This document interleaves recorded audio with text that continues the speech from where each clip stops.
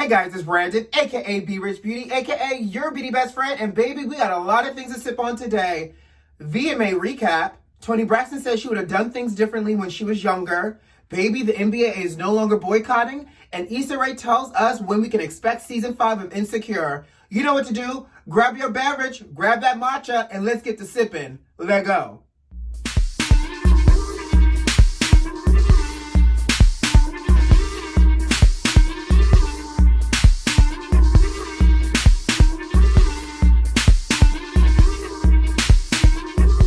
So let's just start off. Did y'all watch the VMAs last night? I did, and I'm going to go ahead and say this, and I'm going to say this for the record, and this is a big deal for me. I did watch it.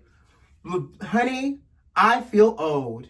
Yes, I said it. I feel old. I'm not saying I feel wise. I'm not saying I feel mature. I'm not saying I feel ageless. Baby, I feel old. Apparently, there was somebody with a machine gun there. I didn't think you could bring guns. Machine Gun Rocky came to the doggone award show. I didn't know guns were allowed at an award show. Somebody brought their cat from home by the name of Doja. And someone also brought their whole baby to the show. The baby, my baby, somebody's baby. I didn't know not near one of these people. Yes, I said it, not near one. Who I did know, Chloe and Halle, they did the pre-show, which they really should have done the real show, child, because that performance of Ungodly Hour was cute. Very Beyonce-ish, diva-ish, inspired with the little outfits and the pop and the lock and the twitch and the twirl. All the things that Beyonce does. I love a good Chloe and Halle. I knew, who else I know? I knew Miley Cyrus with her little cute little blonde wig on and that red lip. I knew Gaga. She gave us multiple changes with mask on and everything. Thanks for coming prepared to fight the Rona, Gaga. Who else did I know? I knew Keke, because Keke did a great job hosting. By the way, did y'all know Keke is the first black woman to host this show since 1987? The last black woman to host this was Downtown Julie Brown. Now, I'm not going to say, I don't know if y'all remember Downtown Julie Brown, because, she hosted in 1987. I was born in But I'm just saying, can you believe and I remember and I don't remember her too well, so don't come for me. I know I said I feel old, but I ain't that old. I remember Downtown Julie Brown. I just did not realize, child, that was the last time that stage saw a black woman. Anyways, Keke, congratulations. But I don't know if it was boring or if I just didn't know these people. I had trouble keeping my attention on it. I think I might have fallen asleep at one point. It just was the VMAs. Moving on. Ooh, okay, speaking of TV shows, I'm obsessed. Apparently I'm just now thinking RuPaul is now like the president of VH1, allegedly, because he dominates VH1 with his entire franchise. You got RuPaul's Drag Race, you got All Stars, you got Untucked, and now you have RuPaul's Vegas review. So for those that may not know, right, RuPaul has brought his reality show, Drag Race, to Las Vegas. Now, the intention was that this show was going to run 5 nights a week, but Rona shut it down, and so, they're not performing right now. But the show, of course, RuPaul being the major entrepreneur he is, he made behind the scenes, and he made basically the preparation for the show, and the girls being on the Vegas Strip into a whole nother series, honey. Coined, check, clearance, run it, cash it, yes, RuPaul. So I'm enjoying it because you see the girls outside of the competition room, and you see them in like the real world as working girls. Ooh, and some of them with diva attitudes backstage. So I like it. It's my mindless entertainment that I'm in love with. So RuPaul Drag Race Vegas review is now on VH1. So love it. Oh gosh, there's so much to talk about today. Oh, by the way, oh Lord, I really love this serum. So I'm back to using it. Yes, glowy skin. I haven't even done my makeup yet. Look, my skin is glowy. Ew. That's called hydration. Yes. All right, what's next? So let's talk about the living legend, TONI BRAXTON. TONI did an interview with The Guardian, and in the interview, TONI says she would have done things differently. She would have partied harder, drank more, and had more sex. Toni, me too, child, okay? And I'm not even 50 yet. But she says all that to say that, she wished she had done more, but she didn't do as much as she wanted to have done. Basically because she grew up in a religious household, and everybody knows her daddy, if y'all saw that Lifetime movie, her daddy was a preacher, and Miss Evelyn, baby, she didn't play with those girls, honey. So Toni is saying that she would have done more. She says the 20s and 30s are for you to basically live life. In your 40s, it should be the time where you made enough money to go to therapy to treat you for all the things that you've done in those 20s and 40s, honey. Listen, Toni, you are in your 50s, girl. I say do it, honey. Add a little something extra to your morning coffee and add a little somebody extra to your bed at night. Enjoy life, Toni, because you look good, sugar. And according to that Spell My Name album, you want somebody to say your name, Toni. So quit fronting. What's next? So y'all know I reported last week that the NBA, in response to everything that's happening in terms of the cultural unrest in our country, specifically as it related to Jacob Blake, the NBA boycotted. And specifically, the Lakers and the Clippers said they were going to boycott the season. Well, LeBron James, being the pioneer and the leader that he is, he grabbed his bat phone and he called up President Obama. And President Obama, over the weekend, counseled the players. They're now not going to boycott. However, the players did have conversations with the owners to talk about what they need in order to leverage their voice and their platform. One thing in particular, and it's a sippable moment, every NBA owner has agreed, catch this, to allow the arenas to be used on the day of the election as a testing poll. That means, yes, that's right, every arena, every NBA arena, according to the owners, they can use it on the day of the election. So that way you can't complain about social distancing restrictions. You can't give us janky machines. They're giving people the opportunity to really vote, and they're creating a space for conducive voting. And ladies and gentlemen, that's how you use your voice. Thank you, LeBron and everyone else. And thank you, President Obama, for continuing to be our forever president. Okay. Ciao, baby. Okay, so the story has to relate to Jacob Blake, but it's not about Jacob Blake. But obviously, Jacob Blake, father, son, dad, uncle, yes, that one, who was shot 7 times in the back by the police, him.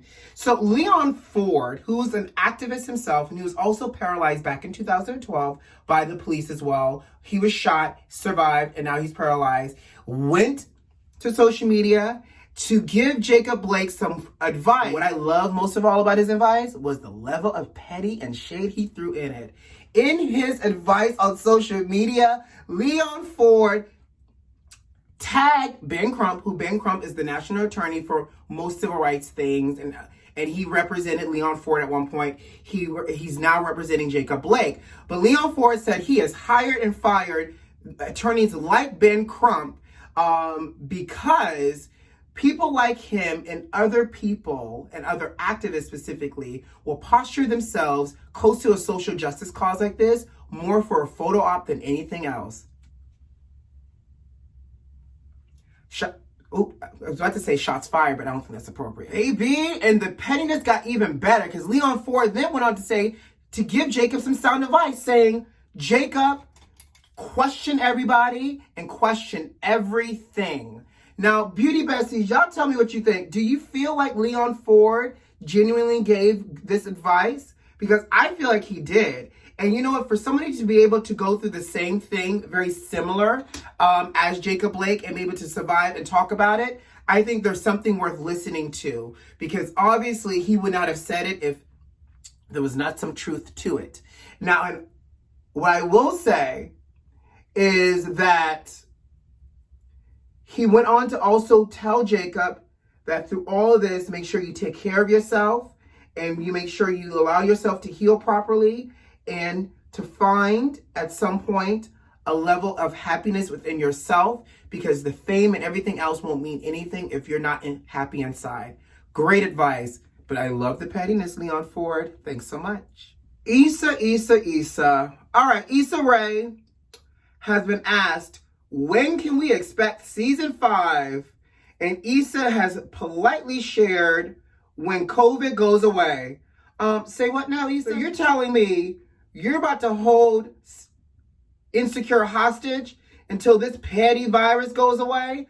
Who knows when that's going to happen? Listen, we all want to know. We need to know what happened to Issa, what happened to Molly, what happened to Lawrence and that alleged baby. We need to Issa, can you pull a Tyler Perry? Can you just pull your entire production crew and the cast, put them in a bubble and knock out season 5, please? Please don't hold us hostage to this coronavirus. We did not do this. Don't punish us for Rona. There's already too much happening in the world. We at least need a little bit of Issa. We need Issa, we need Molly, we need everybody. And also, while we're talking about it, can you bring back Yolanda, please? Because we like looking at Yolanda. Thanks. Next up, child, in today's episode of White Privilege and Unmitigated Gall, Derek Chauvin, him, the officer that physically put his knee on George Floyd's neck for those 8 minutes, yeah, him. Judge to dismiss the case because they're saying that there is no probable cause for him to be held and charged to those charges. Excuse me, what now? So, Derek and his lawyers, did y'all not see the video of him with the knee on this man's neck that resulted in this man yelling, "I can't breathe," and calling for his mama and him dying? I'm just trying to figure out if y'all saw the same video that we saw. Because if y'all saw the same video that we saw, he should be in jail because he committed second degree manslaughter, homicide, murder, hate acts, terrorism, all of it. You can call it whatever you want. But what I will say is, boy, bye, sit you and your privilege down somewhere. In jail, preferably. Thanks so much. All right, beauty besties, before I get out of here, I got to switch the tone because a lot happened over the weekend. Primarily, and it's like 2020 where you think Jumanji has hit a new level. You blink and it's like, oh, nah, sucker. Here's another level. And we got, I lost count of what level of Jumanji we're at this point. And I'm going to try not to get emotional. We lost Chadwick Boseman this weekend. And, you can't escape it. It's everywhere. I think this is one of those hurts and those losses that has resonated around the world, not because he was only our King T'Challa in Black Panther, but, he so effortlessly and gracefully executed such great bodies of work in his short lifespan. Jackie Robinson in 42, Thurgood Marshall in Marshall, which was a great movie. I watched 21 Bridges this weekend, Defy Bloods, and I just found out today that his last movie, which will be released on Netflix later this year, stars him and Viola Davis. And so he's left a very much very heavy print on our hearts and on the world. But what I want to say most importantly, obviously prayers goes to his wife as well and his family, is that we have to be mindful of the power of tongue. And I say that because we're so consumed by social media. We're so quick to leave a comment or to share our opinions and to judge. And I remember there's a video that Chadwick ended up taking down. He did a post and he had a baseball cap on. And I remember looking at his video and just the only thing I thought was, wow, he's thin. I wonder what part he's preparing for. I didn't think about, him being sick or any other derogatory terms that people threw out. And in fact, Journey Smollett said herself when she tweeted out her condolences that there is power in the tongue and we have to be very careful of what we say because we don't know. And now we know. We have to lead more with compassion. And we have to think, I don't know what this person's story is. Maybe he's preparing for a role or maybe he's fighting for his life. Who knows? But whatever is happening in his world, we should be praying for people and sending them positive light and energy to ensure that they're okay. Because what we do know for sure now is Chadwick suffered in silence for 4 years with a smile on his face, serving us excellence, leaving us with a legacy. And it's ironic enough because I watched Jess with the Mats and Her News is Real. Someone called her out because I think when Chadwick did the post, I don't know him that well. God bless your soul, Chadwick. I will not be shortening your name. When Chadwick did his post, Jess with the Mats called him she referred to him like a crackhead and all these other things that's rude, judgmental, and everything else that I just said. And someone called her out and was like, I bet you feel sorry now. And she went and apologizing, saying that, she no longer wants to do Jess with the Mess. My News is Real, but her fans like it. This was a hard thing for her. She felt very remorseful. And I think that goes back to show that it should not always be a hindsight is 2020 type of thing, but it should be, how am I leading with compassion? So 2020 is showing up to be a lot of things, but most importantly, I just want to leave you guys. Sorry, I'm not going to get too emotional. I just want to leave you guys with lots of love. Grab that person that you love and share with them that you love them. Call that person that you haven't spoken to and say, I'm thinking of them and I'm thinking of you, because what we know for sure that we've continuously have seen in 2020 is life is short. Okay? I love you, I do. Subscribe to the channel. Like this video if you like this video, but most importantly, leave me a comment. I'll see you tomorrow, guys. Enjoy your day. Bye.